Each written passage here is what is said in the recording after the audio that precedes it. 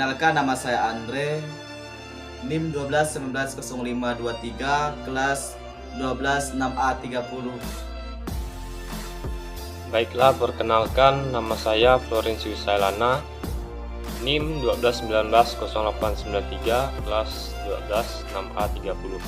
Assalamualaikum warahmatullahi wabarakatuh. Perkenalkan, nama saya Tania dengan NIM 1219084, kelas 12 6A30. Perkenalkan, nama saya Vin Karindu Yunigadah dengan NIM 121908087, kelas 12 6A30. Perkenalkan, nama saya Victor Risaldo, NIM 1219096, kelas 12 6A30. Pada video kali ini, kelompok kami akan membahas etika profesi teknologi informasi dan komunikasi, khususnya pada tema illegal content. Nah, di sini saya akan membacakan yaitu bab 1 pendahuluan 1.1 latar belakang.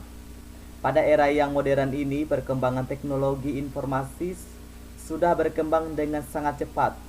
Perkembangan teknologi ini disebabkan oleh sifat manusia yang ingin melakukan segala sesuatu dikerjakan dengan cepat dan tepat untuk memudahkan segala aktivitas yang dijalankan. Teknologi yang digunakan manusia sendiri hampir semua bergantung pada jaringan internet guna untuk saling berbagi informasi dengan mudah dan cepat. Internet merupakan jaringan komputer yang terdiri dari berbagai perangkat komputer yang terhubung melalui protokol untuk memberikan informasi, dan internet menyediakan sumber-sumber yang dapat diakses oleh manusia di seluruh dunia. Internet juga memudahkan dalam mengakses informasi yang ada di dunia ini dimanapun dan kapanpun secara gratis. Namun dalam perkembangannya, segala hal yang terdapat di internet tidak selalu berupa informasi yang berguna dan aman bagi semua orang. Sekarang ini segala sesuatu dapat terjadi di internet, tidak terkecuali tindak kejahatan atau tindak yang merugikan berbagai macam pihak melalui dari masyarakat hingga pemerintah. Kejahatan di dunia internet ini sangat dilarang keras oleh pemerintah Indonesia saat ini karena dapat berakibat buruk bagi hubungan dalam negeri ataupun luar negeri. Di Indonesia sendiri, kejahatan di dunia internet telah diatur dalam Undang-Undang ITE. Namun walaupun sudah ada aturan hukum yang berlaku, masih banyak pelaku yang nekat melakukan kejahatan di internet demi kepentingan sendiri dan berpotensi merugikan pihak lain. 1.2 Maksud dan tujuan. Adapun maksud dan tujuan pembuatan makalah ini antara lain bertujuan untuk menambah pengetahuan dan seputar etika teknologi informasi komunikasi, serta bertujuan untuk memenuhi nilai tugas dari mata kuliah EPTIK pada semester 6. 1.3 Ruang lingkup. Ruang lingkup merupakan suatu batasan yang berguna untuk memberikan batasan pada makalah ini agar materi yang dibahas dapat sesuai dengan tujuan dibuatnya makalah ini. Penyusun membatasi ruang lingkup dari makalah ini hanya membahas seputar illegal content. Oke, baiklah, itu saja. Saya kembalikan kepada teman saya. Terima kasih. Baiklah, di sini saya akan membahas tugas etik, yaitu di bagian bab 2 tentang cybercrime. Pada awalnya, cybercrime didefinisikan sebagai kejahatan komputer. Cybercrime adalah suatu aktivitas kejahatan di dunia maya dengan memanfaatkan jaringan komputer sebagai alat dan jaringan internet sebagai medianya. Adapun definisi secara umum, cybercrime dapat diartikan sebagai pelanggaran hukum yang memanfaatkan teknologi komputer berbasis penggunaan teknologi informasi. Sinaga 2022. Cybercrime pertama kali muncul sejak tahun 1988, yang dimana cybercrime pada masa itu disebut dengan cyber attack. Para pelaku dari cybercrime pada saat itu telah menciptakan sebuah virus yang untuk menyerang komputer yang dapat mengakibatkan sekitar 10% komputer di dunia yang sedang terhubung ke internet mengalami kendala mati total. Adapun salah satu jenis cybercrime yang dibahas pada makalah ini yaitu illegal content atau konten ilegal, yang dimana cybercrime jenis ini sering terjadi dan dilakukan oleh orang-orang yang tidak bertanggung jawab, sehingga dapat merugikan orang lain, bahkan dapat mengganggu tertiban dunia. Bagian yang kedua yaitu cyberlaw. Untuk menegakkan hukum serta menjamin kepastian hukum di Indonesia, pada perlu adanya cyberlaw. Istilah cyberlaw dapat diartikan sebagai sebuah hukum yang membatasi kejahatan yang dilakukan di dunia maya melalui jaringan internet.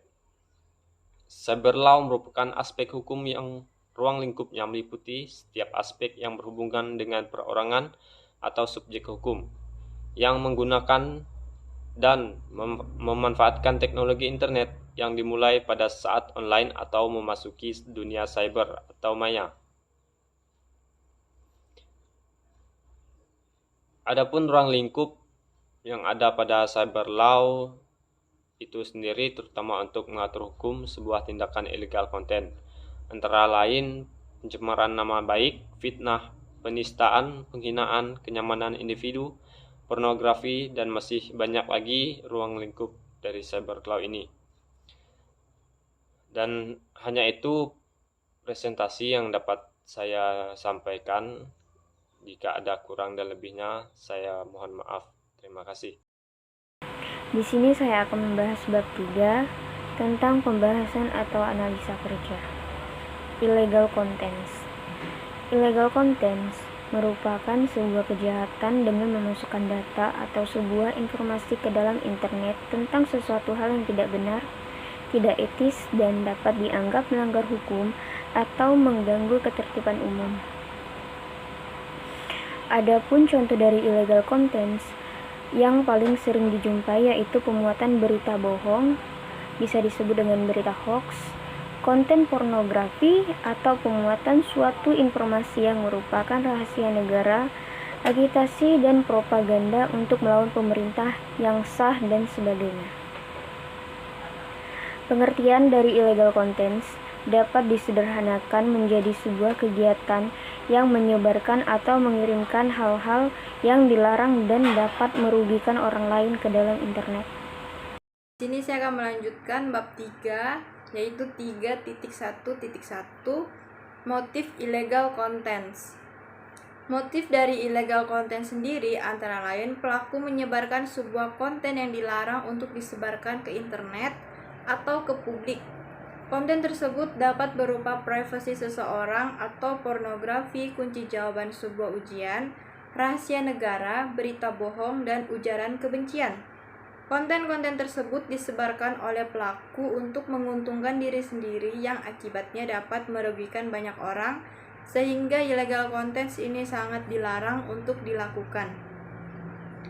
Poin 3.1.2 penyebab illegal contents yaitu dapat disebabkan oleh akses internet yang tidak terbatas, kelalaian pengguna internet, keamanan jaringan yang lemah, hubungan sosial yang kurang dengan orang lain, dan illegal contents juga dapat disebabkan oleh pelaku yang usil atau mencari rezeki dengan cara yang salah.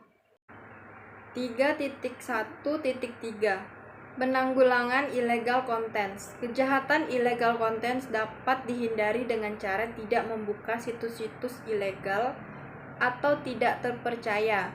Gunakan antivirus yang memiliki fitur internet security. Jangan gunakan software bajakan. Selalu miliki sikap waspada. Gunakan password yang kuat untuk melindungi data pribadi. backup data secara rutin, jangan bagikan informasi pribadi, cek sumber informasi, dan jangan asal share informasi yang baru saja didapat tanpa mencari kebenaran dan keaslian dari informasi tersebut. Baik, selanjutnya di sini saya akan melanjutkan kesimpulannya, yaitu illegal content merupakan sebuah kegiatan yang memasukkan informasi atau data ke dalam internet tentang sesuatu hal yang dilarang dan bersifat berbahaya dan merugikan.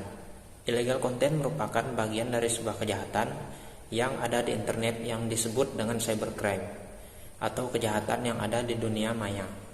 Dan kejahatan-kejahatan tersebut sangat dilarang untuk dilakukan oleh pemerintah dan sudah diatur dalam undang-undang atau dalam cyber law yang dimana berfungsi untuk membatasi kegiatan yang dilarang di dunia internet. Illegal content sendiri dapat terjadi akibat kelalaian oleh pengguna internet. Adapun saran yang dapat kami berikan yaitu selalu gunakan situs resmi agar terhindar dari pencurian data. Jaga informasi pribadi, jangan sebarkan sebuah informasi yang baru saja didapat tanpa mencari kebenaran dari informasi tersebut, dan selalu patuhi peraturan dalam dunia internet demi untuk keamanan dan kenyamanan bersama. Sekian hasil presentasi dari kelompok kami, kurang dan lebihnya kami mohon maaf. Terima kasih.